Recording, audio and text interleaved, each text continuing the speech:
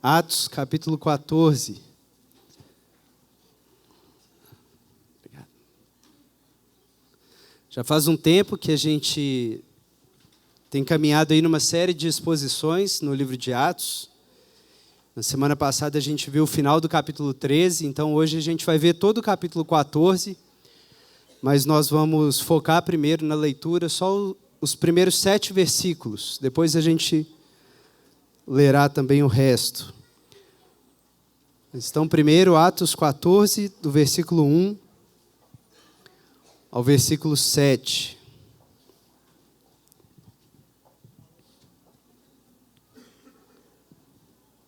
Diz assim: Em Icônio, entraram na sinagoga dos judeus, como costumavam fazer, e falaram de tal modo que uma grande multidão creu, tanto de judeus como de gregos. Mas os judeus descrentes acirraram os ânimos dos gentios e os irritaram contra os irmãos. Entretanto, eles se demoraram ali por muito tempo, falando corajosamente acerca do Senhor, que confirmava a palavra da sua graça, concedendo que por suas mãos se realizassem sinais e feitos extraordinários. E o povo da cidade se dividiu.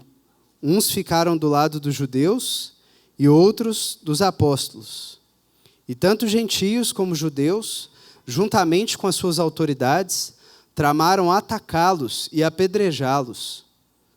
Ao saberem disso, eles fugiram para Listra e Derbe, cidades da Licaônia e região vizinha, e ali pregavam o evangelho. Vamos orar mais uma vez. Pai Santo, em nome de Jesus, abre o nosso entendimento, Senhor, para a maravilha da sua palavra, Senhor. Que ela não apenas alimente o nosso intelecto, mas aqueça o nosso coração com o amor do Senhor, Deus. Porque o amor muda a nossa caminhada, Senhor, muda a nossa história, e a partir dessa mudança faz a gente participar na história do Senhor, Pai. Por isso ilumina, Senhor, os olhos do nosso coração, para que eles sejam arrebatados, Deus, pela narrativa da qual o Senhor nos convida a participar, Senhor. Em nome de Jesus. Amém. Irmãos, quando a gente compara esses 7 primeiros versículos do capítulo 14 com o relato que Lucas já vinha fazendo ali no capítulo 13, a gente percebe que Lucas quer que os seus leitores percebam que tem um padrão surgindo na forma de fazer missões. Quando a gente olha para esse relato aí da experiência apostólica na cidade de Icônio, como a gente leu no capítulo 14, e compara com os episódios que Lucas já tinha destacado dessa mesma viagem, ali primeiro na ilha de Chipre, e depois em Antioquia da Pisídia, no capítulo 13, a gente vê que pela maneira como Lucas descreve o episódio de Icônio, ele quer que o leitor perceba que um padrão que vinha acontecendo nos episódios anteriores está se repetindo. E qual que é esse padrão, então, que vem emergindo como padrão nessa primeira grande viagem missionária, que vai ser o padrão que vai se repetir daí em diante na história de Atos? É um padrão que começa com a proclamação cristã, o anúncio de Jesus Cristo, por palavra, por pregação, um anúncio corajoso, público, de que Jesus Cristo é o Senhor. E a gente vê isso aí logo no primeiro versículo mesmo do capítulo 14. Olha o que eles fazem. Em Icônio, entraram nas sinagogas dos judeus, como costumavam fazer, e falaram de tal modo que uma grande multidão creu. Então, qual é o primeiro passo da missão? Essa proclamação cristã, e em geral, aqui no contexto do livro de Atos, sempre iniciada, sempre que possível, no contexto de uma sinagoga judaica, né? Porque Jesus tinha dito isso para começar a missão pelas ovelhas perdidas de Israel, e a gente já viu isso na semana passada, como o próprio Paulo diz, ele não se envergonha do evangelho, que é o poder de Deus para a salvação de todo aquele que crê, primeiro do judeu, depois do gentio. Então eles dão essa prioridade a fazer a proclamação cristã aos judeus em primeiro lugar, e depois expandem isso aos gentios. Então o primeiro passo é esse, o anúncio do evangelho, contar a história de Jesus. E aí o que acontece logo em seguida? Nesse padrão que vem se desenhando. As pessoas creem, tanto judeus como gentios. Tanto os judeus que tinham sido o alvo inicial da proclamação, quanto os gentios, que às vezes estavam ali no contexto da sinagoga ou mesmo fora dela. É o que a gente vê no finalzinho do versículo 1. Eles falaram de tal modo que uma grande multidão creu, tanto de judeus como de gregos ou gentios. Se a gente pensar, esse é mais ou menos o padrão que tinha mesmo acontecido também no capítulo 13. Lá na ilha de Chipre, quando eles chegam em Salamina, né, a primeira cidade em que eles pregam, o que fala? No versículo 5 lá do capítulo 13. Que chegando a Salamina, anunciavam a palavra de Deus nas sinagogas dos judeus. Então, essa proclamação aos judeus. E mais à frente ainda na ilha, mas agora na cidade de Pafos, o que acontece? Até mesmo um gentio se converte, o procônsul Sérgio Paulo. Então, esse padrão tinha acontecido no primeiro episódio de Chipre. Proclamação cristã e conversão de judeus e até de gentios. E a gente vê isso também em Antioquia da Psídia, né? Se você vê lá, que é o segundo episódio do capítulo 13, no versículo 14 do 13, olha o que diz. Mas eles, passando além de Perge, chegaram a Antioquia da Psídia. Entrando na sinagoga no dia de sábado, sentaram-se, depois eles pregam. Então, mais uma vez, eles procuram a sinagoga para pregar. E o que acontece diante dessa pregação? As pessoas creem novamente. Olha o versículo 43 do 13. E quando a reunião acabou, depois da pregação, muitos judeus e gentios, devotos convertidos ao judaísmo, seguiram Paulo e Barnabé. Então, irmãos, Lucas está chamando a atenção para esse padrão que está se repetindo. O anúncio cristão, a conversão de judeus e de gentios. E qual é o terceiro passo que acontece, em geral, em seguida? Uma resistência incitada pelos judeus incrédulos. É isso que aconteceu lá em Icônio, no capítulo 14. Olha o versículo 2 do 14. Mas os judeus descrentes acirraram os ânimos dos gentios e os irritaram contra os irmãos. Então, muita gente crê, mas até em função disso, os judeus ficam com inveja e disparam uma perseguição contra os apóstolos, uma resistência contra os apóstolos. De novo, esse padrão já tinha acontecido também nas histórias do capítulo 13. Vocês vão lembrar que lá na ilha de Chipre, em Pafos, enquanto Paulo está tentando pregar para o procônsul Sérgio Paulo, o que existe ali? Um judeu incrédulo, que é Elimas Bar-Jesus, tentando resistir e desviar o procônsul para que ele não cresça. Está aí no versículo 8 do capítulo 13, olha aí. Mas Elimas, o mago, pois assim se traduz o seu nome, opunha-se-lhe a eles, procurando desviar o procônsul da fé. E a mesma coisa tinha acontecido na cidade seguinte, que era Antioquia da Psídia, no versículo 45. Paulo tinha pregado na sinagoga, muita gente creu, como a gente leu, mas qual é o próximo passo? De novo, uma resistência. Olha o versículo 45 do 13. Mas vendo as multidões, os judeus encheram-se de inveja e, blasfemando, contradiziam o que Paulo falava. Então, até agora, o que acontece, irmãos? Uma pregação, muitas conversões, mas também o início de uma resistência. E aí fica a pergunta, como os apóstolos vão reagir a essa resistência, a essa perseguição que se inicia contra eles? E, em geral, no padrão, o que acontece é, os apóstolos dão uma resposta corajosa, mantendo a proclamação com ainda mais ousadia. É isso que a gente vê de novo lá no caso de Icônio, no versículo 3 do capítulo 14. Olha aí.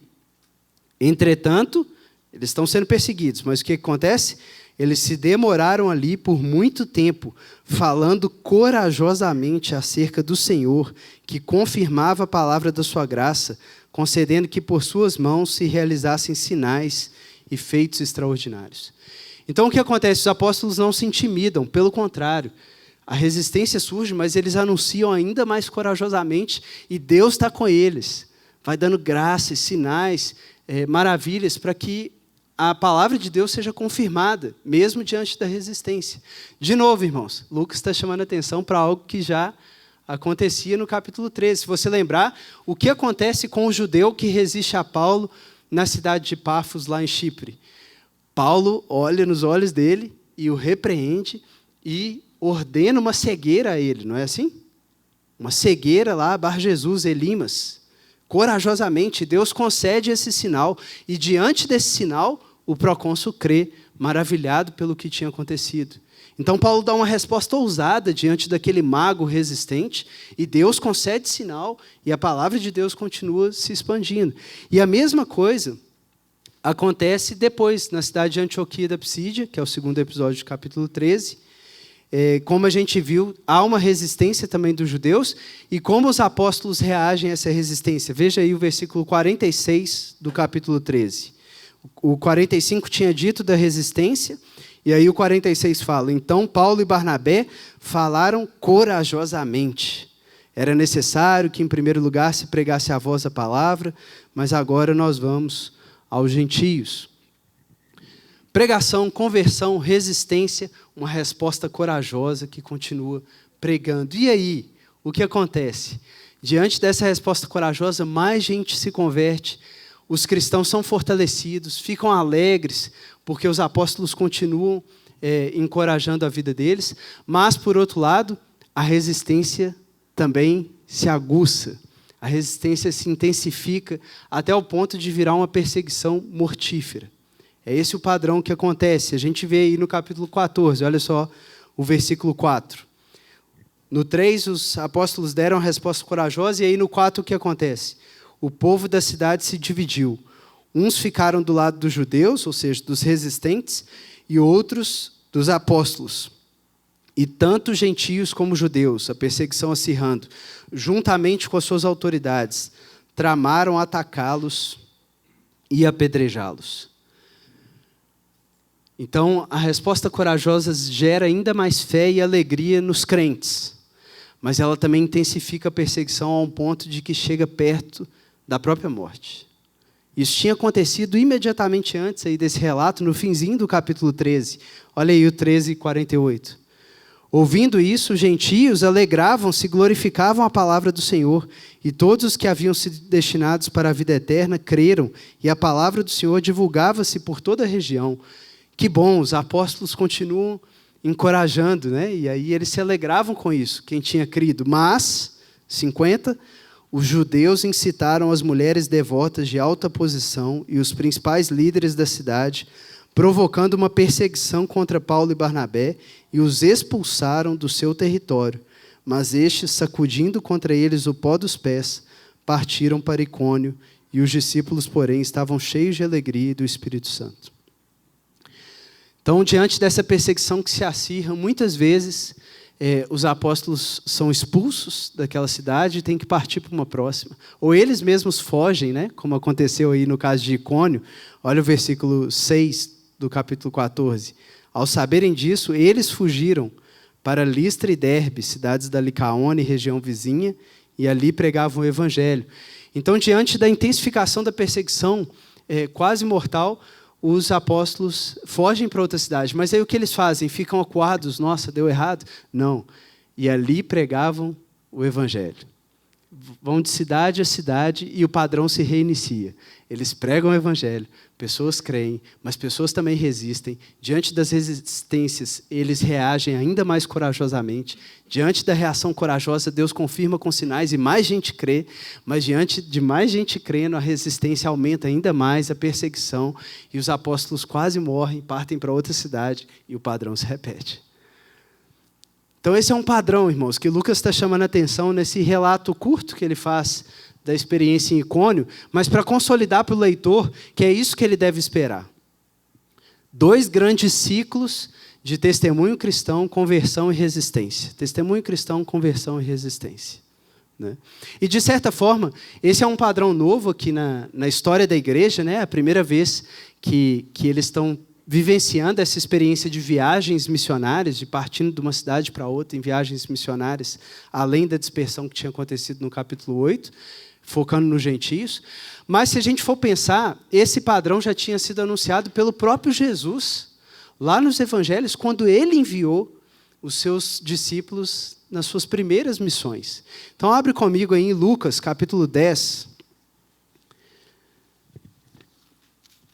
Quando Jesus envia os seus 70 ou 72 discípulos, né, o seu sinédrio, na sua primeira missão, Olha como ele já tinha previsto para os discípulos que esse seria o padrão de quem desejasse viver missionalmente, anunciando Jesus. Lucas 10, eu vou ler alguns versículos. Versículo 1 a 3 primeiro. Depois disso, o Senhor Jesus designou outros 72 e enviou-os adiante de si, de 2 em 2, a todas as cidades e lugares aonde ele havia de ir. E dizia-lhes: na verdade, a colheita é grande, mas os trabalhadores são poucos. Rogai, pois, ao Senhor da colheita que mande trabalhadores para a sua colheita. Ide, eu vos envio como cordeiros para o meio de lobos. Versículo 9.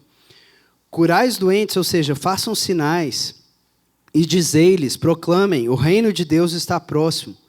Mas em qualquer cidade em que entrardes e não vos receberem, ao sair pelas ruas, dizei, sacudimos contra vós até o pó da vossa cidade que ficou em nossos pés.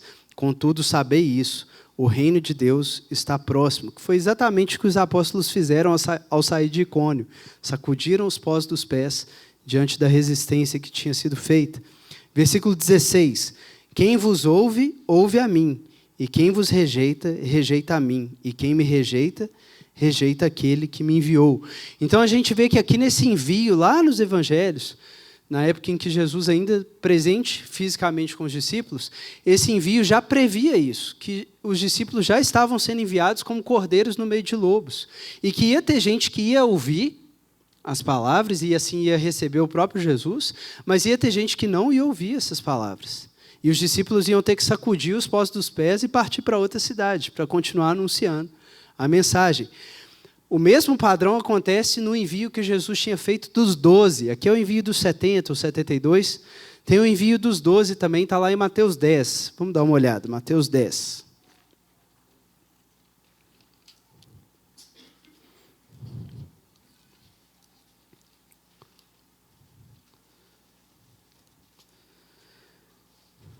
Mateus 10, versículo 1. Chamando seus 12 discípulos, deu-lhes autoridade para expulsar os espíritos imundos, como de Elimas, lá, o mago de Chipre, e para curar todo tipo de doenças e enfermidades, como eles fizeram em Icônio. Dá uma olhadinha no versículo 5. Jesus enviou esses 12 e ordenou-lhes, não ireis aos gentios, nem entrareis em cidade de samaritanos, e diante as ovelhas perdidas da casa de Israel, que é aquele padrão inicial dos apóstolos, de irem primeiro aos judeus, apesar de que ali a gente já está pós-Cornélio, por estarmos pós-Cornélio, eles também pregam aos gentios após pregarem aos judeus, né? Versículo 7, indo pregar e dizendo, o reino do céu chegou, curai os enfermos, ressuscitai os mortos, purificai os leprosos, expulsai os demônios, de graça recebestes, de graça dai. Versículo 14, olha só, e se ninguém vos receber, nem ouvir vossas palavras, sacudi o pó dos pés ao sairdes daquela casa ou daquela cidade. Em verdade vos digo que no dia do juízo haverá menos rigor para a terra de Sodoma e Gomorra do que para aquela cidade. Eu vos envio como ovelhas no meio de lobos, portanto, sede astutos como as serpentes e sem malícia como as pombas. Cuidado com os homens, pois eles vos entregarão aos tribunais e vos açoitarão nas suas sinagogas. E por minha causa sereis levados à presença de governadores e reis, para que deis testemunho a eles e aos gentios. E aí Jesus continua falando sobre isso, versículo 22, e sereis odiados por todos por causa do meu nome, falando da resistência, mas aquele que perseverar até o fim será salvo. Quando, porém, vos perseguirem numa cidade, fugi para outra, porque em verdade vos digo que não acabareis de percorrer as cidades de Israel antes que venha o Filho do Homem. Então, irmãos, um longo argumento para dizer um ponto.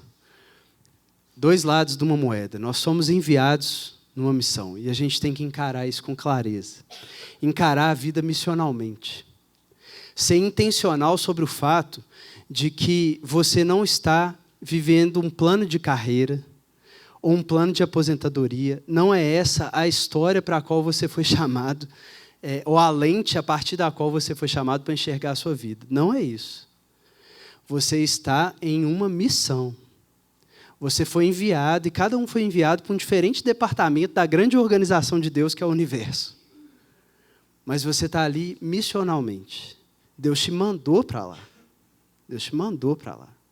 Não para você construir e protagonizar uma história de sucesso na concepção contemporânea de um país com um sistema capitalista. Não é isso. Deus te mandou em missão para você anunciar que é chegado o reino de Deus, para você contar uma história que capturou o seu coração, que é de que o Filho de Deus se fez carne e se fez homem, para que os filhos dos homens possam ser feitos filhos de Deus. E contar que houve alguém, um judeu, que veio há 2000 anos, viveu, fez sinais, morreu, ressuscitou, foi assunto aos céus, está entronizado, recebeu o Espírito Santo, derramou sobre os seus discípulos, enviou a igreja, está sentado à destra do Pai e voltará para julgar os vivos e os mortos. E Ele é o revelador da realidade, do Pai, do Criador. Você foi enviado para isso. A gente tem que viver mais conscientemente essa realidade. Acho que é para isso que você está vivo. Todo dia de manhã eu faço a seguinte oração: Pai, obrigado por mais esse dia de vida que o Senhor me concedeu. Ajude-me a viver nele o que o Senhor propôs para esse dia, Senhor. Ajude-me a te servir e cumprir cada conversa, cada olhar, cada gesto, Senhor, que o Senhor me envia a realizar e colocar na história hoje, no lugar onde o Senhor me colocou. A gente tem que ser intencional, gente. Por quê? Porque muita gente não é. Mesmo entre os cristãos. É o que Jesus diz, são poucos os trabalhadores. Tem muita gente que crê, mas são poucos os que vivem com o olhar para a seara, que tem a agenda de Deus. Tem muita gente que é crente, cristã, mas a agenda é outra. A agenda é pagar a conta da segunda. A agenda é conseguir a viagem internacional no fim do ano. E Jesus fala, são poucos trabalhadores, orem para o Senhor da seara, para que mais gente, assim como Paulo, entenda que se está numa determinada cidade, se está num determinado lugar, numa determinada universidade, numa determinada empresa, numa determinada casa, numa determinada família, está ali porque Deus te mandou para ali. Para o nome de Deus ser santificado ali, para as pessoas perceberem ali que existe alguém assentado no trono e saberem dessa realidade. Mas, por outro lado, esse padrão também já chama atenção para um fato. Nem todo mundo vai te dar ouvidos. Pelo contrário, vocês vão como cordeiros no meio de lobos. Serão perseguidos. Muita gente não ouvirá. Vocês vão ter que bater o pó dos pés, às vezes, e mudar de lugar. Porque vai chegar um ponto que vai ser insuportável a situação de você ficar ali naquele local, porque as pessoas não querem receber a Deus naquele lugar. A perseguição será um fato. E aí, como reagir diante dessa perseguição? Com coragem, irmãos, com coragem. Um membro da nossa família teve filho recentemente e colocou o nome do filho Bernardo. E aí a gente perguntou por quê, né? E esse cara é um pastor também. Ele falou, porque Bernardo significa coragem. Se tem algo que eu aprendi no ministério, é que menos importante do que sucesso ou qualquer coisa é ter coragem. Coragem para continuar dizendo que há um Deus nos céus, mesmo quando há uma perseguição na terra. Coragem para continuar crendo que o Senhor é o meu pastor e nada me faltará, mesmo quando os meus bens forem confiscados e eu perder acesso a recursos por causa da minha fé. É isso que eu quero anunciar, coragem. E é essa mensagem, irmãos, que a gente tem que pegar desse padrão, desses primeiros 7 versículos. É isso que Lucas está querendo encorajar a gente. Tenhamos uma vida intencionalmente missional e corajosa, que deixa a semente frutificar, que não deixa a perseguição do sol e da falta de pedra matar a semente, que não deixa as ilusões da vida sufocarem o fruto. Mas que quando vem a chuva e quando vem os espinhos, você continua ciente de que você está em missão, está enviado, e há uma história a ser contada que é maior do que a sua história. É maior do que a história que você quer escrever. Já está escrita, basta contar, basta dizer. É isso que Paulo diz para o próprio Timóteo. É interessante porque Timóteo era de Listra. Então é bem provável que Timóteo, a gente vai ver que em Listra Paulo foi de fato apedrejado, né? Em Icônio planejaram apedrejar, mas não chegaram a apedrejar. Em Listra ele foi de fato apedrejado. É provável que Timóteo tenha presenciado o apedrejamento de Paulo. E olha o que Paulo fala com Timóteo, está lá em 2 Timóteo, abre comigo, 2 Timóteo, capítulo 2.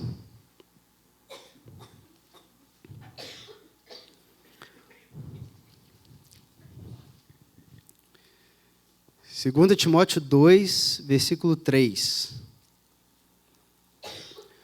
O que o jovem Timóteo deve aprender acerca desse padrão que ele começa a ver na vida do seu pai na fé, Paulo? Paulo resume aqui, 2 Timóteo 2, 3. Sofre comigo, como bom soldado de Cristo Jesus. Nenhum soldado em serviço se envolve com os assuntos da vida civil, pois deseja agradar àquele que o alistou para a guerra. O que Paulo está dizendo aqui? Você nunca viu um soldado de farda no supermercado. Você não vê um atleta de alto nível no McDonald's. Quem sabe para o que foi chamado, organiza toda a vida em torno daquilo. E Paulo está falando isso. Ô, Timóteo, você tem uma missão. Assim como um soldado que é alistado tem uma missão, não perca o foco. Vai ter sofrimento no caminho, mas sofre comigo. Sofre comigo, participa do sofrimento de Cristo. E aí, versículo 10 do capítulo 3. Tu, porém, tens observado a minha doutrina, procedimento, intenção, fé, paciência, amor, perseverança. E agora ele cita Atos 13 e 14. Ó. Minhas perseguições e aflições que sofri em Antioquia da Psídia, Icônio e Listra. Quantas perseguições suportei, e o Senhor me livrou de todas. Na verdade, atenção, todos os que querem viver uma vida piedosa em Cristo Jesus, ou seja, missionalmente, sofrerão perseguições. Mas os homens maus e impostores irão de mal a pior, enganando e sendo enganados. Tu, porém, permanece naquilo que aprendestes e de que fostes inteirados. Então, irmãos, esse é o padrão. E se você tem o Espírito Santo, o mesmo Espírito que animou a vida de Paulo e animou a vida de Timóteo, é isso que ele vai produzir na sua vida.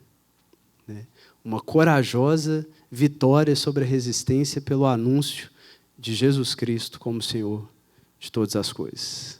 Saia daqui com essa convicção de que Deus te mantém vivo porque Ele está te enviando e não só te sustentando. E é esse padrão que a gente vê se repetir ali no restante do capítulo 14 também. Né? Os discípulos anunciando, mas agora não mais numa sinagoga judaica, mas sim num templo pagão. E aí eu te convido a voltar lá em Atos 14, a gente vai ler os outros versículos. Mais uma vez, haverá um anúncio, uma conversão, uma resistência, mas agora, irmãos, não no meio judaico, mas no meio de gentios, na frente do templo de Zeus, na cidade de Listra.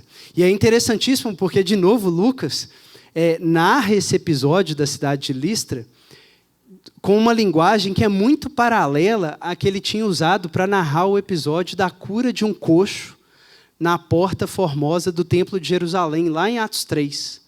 Então aqui também vai ter a cura de um coxo, só que na porta do templo de Zeus. E Lucas vai narrar isso, fazendo paralelo claro com o que tinha acontecido na porta do templo em Jerusalém, no primeiro sinal de Pedro, lá em Atos 3, logo depois do Pentecostes. Qual que é a mensagem, então, antes da gente ler já? Qual é a mensagem que Lucas está colocando? É que esse evangelho, pregado dessa forma, por gente intencional, conquista não apenas as portas do judaísmo, mas conquista as portas do paganismo. E que aquilo que foi iniciado por Pedro entre os judeus, agora está sendo completado por Paulo entre os gentios. Deus arrombou as portas do inferno, por meio de irmãos que se viram como missionais e anunciaram Jesus. Começando pela destruição da religiosidade farisaica em Jerusalém, e agora chegando pela destruição da religião pagã em Listra. Então, eu te convido, se você puder, abrir aí, ao mesmo tempo, em Atos 14 e em Atos 3, e a gente vai ler os dois trechos, vendo os paralelos que Atos 3 e Atos 14, vendo os paralelos que Lucas faz. Marca aí com o dedinho. Vamos lá, Atos 14, versículo 8. Em Listra, encontrava-se sentado um homem defeituoso dos pés, aleijado de nascença e que nunca havia andado. O paralelo lá no episódio de Atos 3, versículo 1 e 2. Pedro e João subiam ao templo na hora da oração à nona, e aconteceu que um homem, aleijado de nascença, estava sendo carregado para a porta do templo chamada Formosa. Todos os dias o punham ali para pedir esmola aos que entravam. Ou seja, 2 coxos na porta de 2 templos. 2 pessoas simples, pobres, sem recursos, para quem as religiões que dominavam o Império Romano, que eram a pagã e a judaica, não tinham nada a oferecer. Eles ficavam marginalizados, alienados, do lado de fora das portas dessa religião, que não podia levantá-los. 14, versículo 9. E ouvia Paulo falar, de novo em Listra, né? Paulo, fixando nele os olhos e vendo que tinha fé para ser curado, disse em alta voz: levanta-te e fica em pé. Ele, então, deu um salto e começou a andar. Paralelo lá, capítulo 3, versículo 3. Quando viu Pedro e João que iam entrando no templo, pediu-lhes uma esmola. Fixando nele o olhar, assim como Paulo, Pedro, acompanhado de João, disse: olha para nós. E ele ficou olhando atentamente para eles, esperando receber alguma coisa. Então Pedro lhe disse: não tenho prata nem ouro, mas o que tenho isso te dou. Em nome de Jesus Cristo Nazareno, anda. E pegando pela mão direita, levantou. Imediatamente os pés e tornozelos do homem se firmaram, e ele, dando um salto, colocou-se em pé. Então começou a andar e entrou com eles no templo, andando, saltando e louvando a Deus.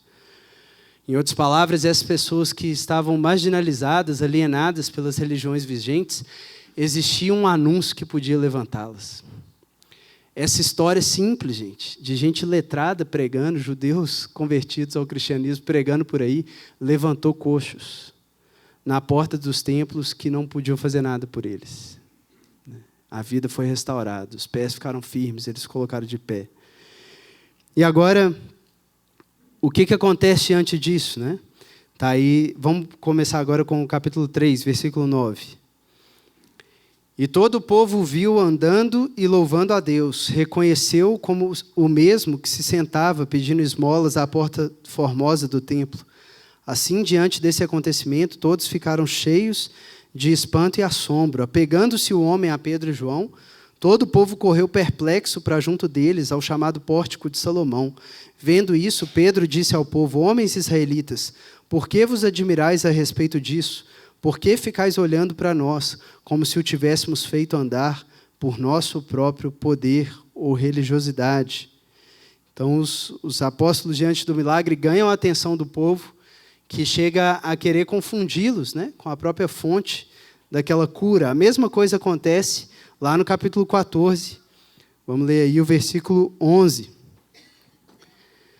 Vendo o que Paulo fizera, as multidões começaram a gritar em língua licaônica: os deuses desceram até nós em forma de homens. Então, nos 2 casos, há uma cura, uma reabilitação, pelo poder do Evangelho, por aquilo que nada além do Evangelho podia fazer. E, diante disso, as pessoas prestam atenção, sabendo que aqueles homens, então, têm algo a dizer. No caso da cura de Atos 3, o que acontece? Eles mostram como que Jesus é o cumprimento da expectativa messiânica da lei e dos profetas. E, por isso, ele era esse Senhor que pode trazer o reino e reabilitar os enfermos, os coxos. Mas aqui Paulo está pregando para pagãos. E por isso ele não vai voltar na lei e nos profetas, ele volta mais atrás ainda, lá em Gênesis, e vai falar do Criador. Quando essa atenção é colocada sobre ele, o que Paulo vai anunciar? Gente, abandonem qualquer apego último a algo da criação, ou a criatura como nós, que vocês estão querendo adorar, e adorem somente ao Criador, o Criador de todas as coisas. Então Paulo faz essa pregação específica para um contexto idólatra, que é diferente de um contexto judaico, que não é simplesmente que o cristianismo é o cumprimento do judaísmo, mas é que o Deus que é anunciado é o único Deus vivo e verdadeiro e nada mais pode ser adorado em paralelo a Ele. E é isso que Paulo vai dizer aí embaixo. Agora, a gente precisa entender um pouco do contexto, do porquê que o pessoal de Licaônica fez isso, né, e queriam adorar a Paulo e Barnabé, porque tinha uma lenda no contexto ali que deu muito significado para essa ação que eles tomaram. Olha aí o versículo 11 e 13 de novo. Vendo o que Paulo fizera, as multidões começaram a gritar em língua licaônica: os deuses desceram até nós em forma de homens. A Barnabé chamaram Zeus e a Paulo Hermes, pois era ele quem dirigia a palavra.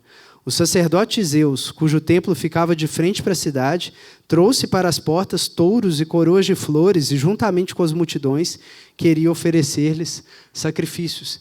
Irmãos, há um registro histórico de que tinha uma lenda popular nessa época de que Zeus e Hermes, né, que eram os nomes gregos para o equivalente no panteão romano de Júpiter e Mercúrio, né, então Zeus e Hermes teriam visitado a região vizinha da Frígia, disfarçadamente, né, sem se mostrarem como tais, alguns anos antes. E as pessoas não os receberam bem. Somente um casal, Filemão e Balsas, de velhinhos, pobres, tinham recebido esses deuses. E por isso, depois, quando eles foram embora, eles mandaram uma enchente que destruiu toda aquela região, menos esse casal. Então, tinha essa lenda popular naquela situação. Imagine, irmãos, quando chegam dois homens e operam um milagre, né, na frente da porta do templo de Zeus, o que esse pessoal concluiu? Voltaram, a gente não pode receber mal esse povo de jeito nenhum, são os dois disfarçados de novo. Né? Se a gente receber mal, lá vem enchente, gente. Né? Então, traz os melhores touros, né? Traz enfeite, grinalda, vamos prestar um culto, um sacrifício a esse pessoal aqui, né? Por causa desse passado. Paulo e Barnabé demoram a entender o que está acontecendo, né? Porque eles falavam em língua licaônica. Paulo e Barnabé não estavam entendendo o que eles estavam gritando. Mas no 14 eles entendem. Olha o que acontece. Quando os apóstolos Barnabé e Paulo ouviram isso, rasgaram suas roupas e puseram-se no meio da multidão, gritando. O que Paulo e Barnabé fazem aqui, gente? O rasgar a roupa era um sinal de blasfêmia. Então eles resistem a qualquer adoração que não seja ao Deus verdadeiro. Eles percebem que ia rolar um culto a eles. Eles falam, não, de jeito nenhum. Né? Resistem a essa adoração. Parênteses, gente. Tem duas formas de ter resistência à missão. Uma é a perseguição, mas outra é a adulação. É a sedução. Né? Muita gente que não cai na primeira, fica firme, quando está sendo perseguido, passando aperto e tal, cai na segunda, quando começa a ser muito elogiado. Nossa, que baita pastor você é. Né? Cara, suas pregações são o máximo. Né? E aí é sutil. Em Apocalipse, é interessante como que João representa isso. Né? Ele usa a imagem da besta, mas também da prostituta. A besta que persegue e quer devorar, mas a prostituta que quer seduzir e atrair. Então a gente vê esses dois desafios na missão. Paulo tinha passado já pela perseguição e quase morte. Né? Mas aqui tem um desafio de, cara, até que receber uma oferta, né? Não seria uma coisa tão ruim, né? Olha só, os caras estão me achando o máximo. Realmente, foi poderoso o que eu acabei de fazer. Mas Paulo e Barnabé resistem a isso, de forma alguma. Né? Blasfêmia, rasgam a roupa. E aí a resposta que eles dão em seguida, gente, é uma afronta ao panteão greco-romano, né? Aos deuses greco-romanos, direta, anunciando que tem um único Deus vivo e verdadeiro, que é o Criador de todas as coisas, e que não precisa de oferenda nenhuma de ninguém, porque é Ele que fez tudo, e Ele que oferta e providencia as coisas para os humanos. Olha o que eles respondem aí no versículo 15. Homens, por que estáis fazendo isso? Nós também somos homens, da mesma natureza que a vossa, e vos anunciamos o Evangelho para que vos afasteis dessas práticas inúteis, e vos volteis para o Deus vivo, que fez o céu, a terra, o mar, e tudo que há neles. Nos tempos passados, ele permitiu que todas as nações andassem por seus próprios caminhos. Contudo, não deixou de dar testemunho de si mesmo, fazendo bem, dando-vos chuvas do céu e estações frutíferas, fartando-vos de mantimento, enchendo o vosso coração de alegria. que Paulo está anunciando aqui? Gente, está errado. Tem só um Deus, vive verdadeiro, não fica adorando o Deus da fertilidade, o Deus disso, o Deus daquilo, achando que se você não fizer ofertas para determinado Deus, ele vai, com ira, mandar enchentes e o que for. Existe um único Deus e ele é que providencia tudo que você tem até para ofertar para ele. Reconheça esse Deus, é outra religião, não é paganismo, não é para apaziguar a ira de ninguém, é um Deus de amor que te chama a ser reconciliado com ele. Crê nesse Deus. Né? E, obviamente, aqui, Lucas coloca uma versão bem sucinta, mas o versículo 7 já tinha dito que eles pregaram o Evangelho. Então, Paulo anunciou tanto o Deus Criador, mas também o Deus Redentor, já tinha falado de Jesus. Ou seja, Paulo faz essa conexão, que esse único grande Deus, Criador de todas as coisas, é quem se manifestou na história desse judeu da Palestina, de Nazaré, há 2000 anos, o Redentor. E fala, se vocês rejeitam Jesus, vocês estão rejeitando o único Deus vivo e verdadeiro. E aí não é igual rejeitar Zeus e Hermes. Aí vocês estão rejeitando o Criador de todas as coisas que sustenta vocês com paciência, mesmo diante dos seus maus costumes.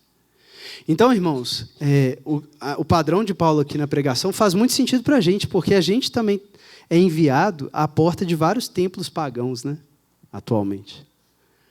O que seria um templo pagão atual? É qualquer forma de vida e de pensamento que se organiza em torno de qualquer coisa da criação, como se aquilo fosse algo último da vida a ser adorado. Exemplos: esquerda e direita, né? Raça, gênero, o aspecto econômico da vida, o aspecto político, tudo não passa de relação de poder. Tudo não passa de um cálculo de prós e ganhos. Tudo não passa de opressão de gênero. Tudo não passa de uma determinada raça que tenta oprimir a outra. Enfim, qualquer lugar para onde você vai, eu tenho certeza que você consegue pensar vários aí. Está cheio de templos pagãos hoje, que pegam algo da criação de Deus e exaltam aquilo como se fosse o fundo da realidade. É isso que é a prática idólatra, né? Você pega algo da criatura e exalta aquilo como se fosse o Criador. Como que a gente resiste a isso, gente? Indo na porta desses templos e dizendo, creio em Deus Pai, Todo-Poderoso, Criador dos céus e da terra.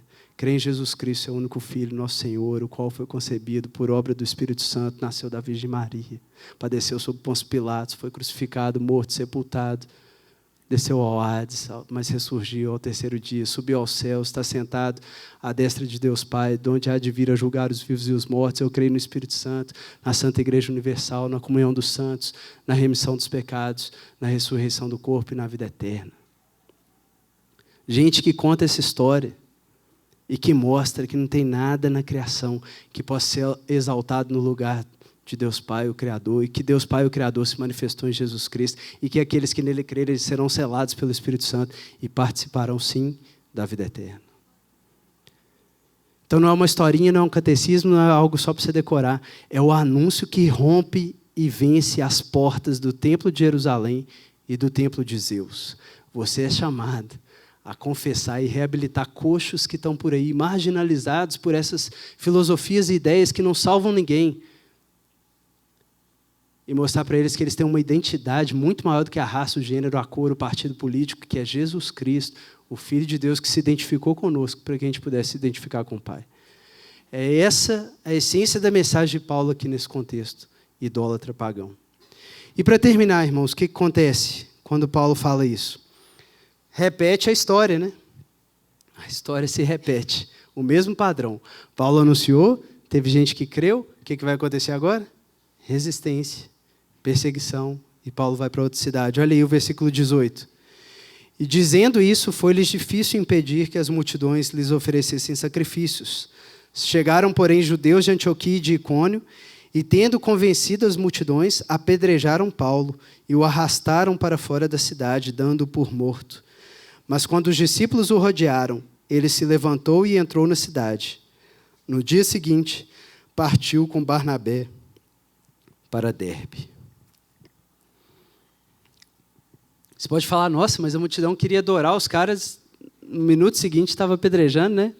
Irmãos, a multidão estava gritando Hosana e poucas horas depois estava gritando crucifica-o. a fé da multidão não permanece corajosa diante da perseguição. Só a fé do discípulo que permanece corajosa, né? Então a multidão aqui vai contra ela. Quando ela olha e fala, se esses caras não são então Zeus e Hermes, então eles são subversivos, eles estão vindo aqui contra, então quem eles são? Né? Esse cara tem que ir embora, a gente quer manter aqui nossa tradição, nosso templo. Né? Se eles anunciam outra mensagem, tem que ir embora. E apedrejam. O que eu quero chamar a atenção aqui, irmãos? Para a gente ir caminhando para o fim. Que, pessoalmente, foi o ponto que mais me tocou preparando essa pregação. A gente viu que tem um padrão, que esse padrão pode adquirir matizes diferentes, aí, dependendo de para onde você foi enviado, né? Judeu, gentio, etc.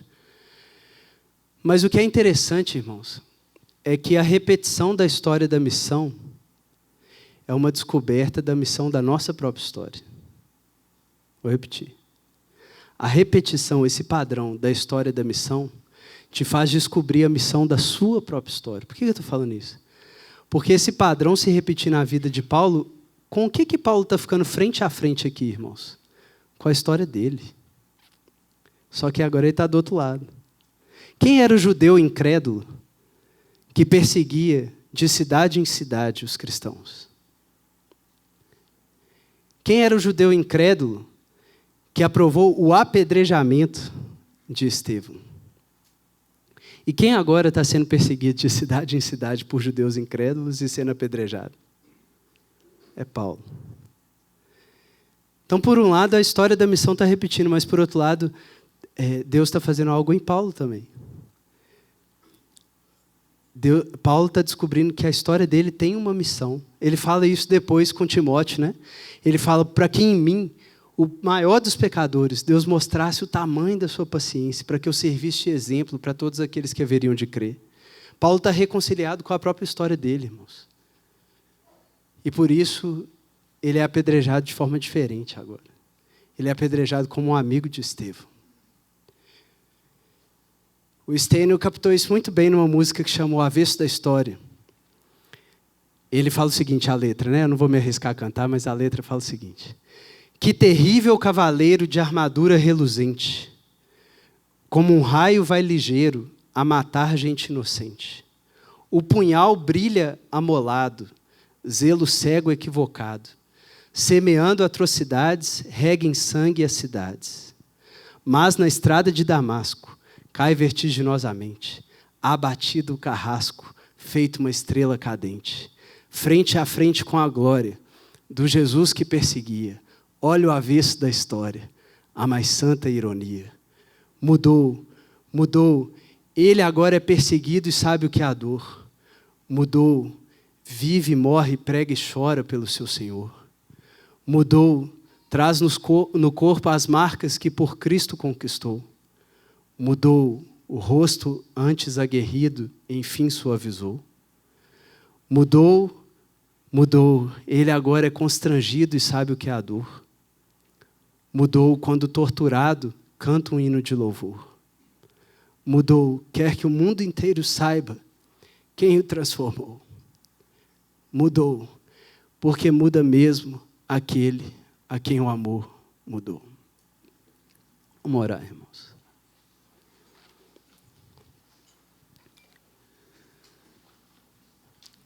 Pai amado, é necessário passar por muitas tribulações para entrar no reino dos céus. Mas assim como nos versículos que eu não li aqui em seguida, Senhor, dizem, mesmo tendo passado por tantas tribulações, quando os apóstolos voltam para Antioquia e relatam o resultado dessa primeira viagem missionária, o que chama a atenção para eles não é a tribulação, Senhor. O que chama a atenção no relato é que Deus fez grandes coisas. Deus fez grandes coisas, Senhor. E essa é a história, Deus, de todo mundo que é tomado pelo Espírito Santo, Senhor. É uma história de que Deus faz grandes coisas por meio de pessoas grandemente atribuladas, Senhor. Por isso, ajuda-nos a abraçar, Senhor, esse evangelho por inteiro, Deus. Que nos envie em missão, Senhor. Que já nos avisa, Deus, da rejeição e da resistência. Mas não deixa a gente parar aí, Senhor. Deixa a gente chegar na alegria de sermos amigos de Estevão, Senhor. A alegria que é sermos amigos de Paulo, Senhor. A alegria que é, Deus, saber que a gente participa das aflições de Jesus, Senhor. E que Deus está fazendo grandes coisas à medida que pessoas também tomam a sua cruz e seguem o crucificado, Senhor. Ó Deus, envie-nos, eu te peço, Senhor. Dá um senso de envio e de missão para cada um, Senhor. Por mais ordinário, Senhor, por mais comum, Deus, que seja a tarefa que cada um executa no dia a dia, Senhor. Por mais aparentemente não especial, Senhor, que seja o lugar em que o Senhor plantou cada um, Deus. Dá esse senso de envio, Senhor, de missão, Deus, de trabalho, Senhor. O trabalho que é anunciar a história do Senhor, a única história que levanta os coxos desse mundo, Senhor. Não nos deixe calar, Senhor. Abre a nossa boca, Deus, para que a gente anuncie, Senhor, Jesus Cristo, Deus. E ajude as pessoas a se livrarem, Senhor, de qualquer outra forma de vida que as prenda, Senhor, naquilo que é vazio e não pode dar identidade nem missão, Senhor. Envie-nos, Senhor, e dê-nos coragem, Bernardo, Senhor. Ousadia, Deus, para a semente permanecer mesmo diante de perseguições ou de ilusões, mesmo diante da besta ou da prostituta, Senhor, para que a glória do Senhor seja anunciada na nossa vida, Deus. E a gente tenha a alegria de poder cantar que o amor do Senhor nos transformou e de reencontrar a nossa história, Senhor, de perceber que à medida que a história da missão repete na nossa vida, Senhor, nós estamos descobrindo a missão da nossa história, Senhor. Em nome de Jesus. Amém.